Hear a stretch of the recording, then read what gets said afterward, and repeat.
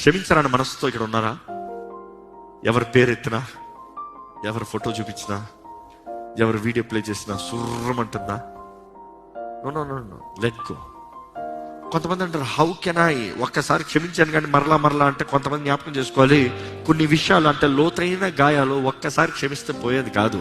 మనసులో నిర్ణయించుకుంటావు క్షమించాలని, క్షమిస్తున్నానని చెప్తావు, కానీ టిల్ ఇట్ హీల్స్ క్షమిస్తూనే రావాలంట. ఒకరోజు మాత్రం కాదు, ఆ గాయము మానేంత వరకు. అంటే ఆ మనుషుల్ని చూసినా, ఆ మనిషి పేరు ఎత్తినా, ఆ ఫోటో చూసినా, ఆ వీడియో చూసినా నీలో గాయం కలగకూడదు, ఇంకా ఏం రియాక్షన్ నెగిటివ్గా రాకూడదు. అంతవరకు క్షమిస్తూనే రావాలంట. ఒక్కసారి క్షమించని చెప్తా మాత్రం కాదు. అది ఎవరితో? నీతో నువ్వు చెప్పుకోవాలంట, వాళ్ళతో కాదు. నువ్వు వాళ్ళతో ఒకసారి చెప్తే చాలు, నేను క్షమిస్తున్నాను.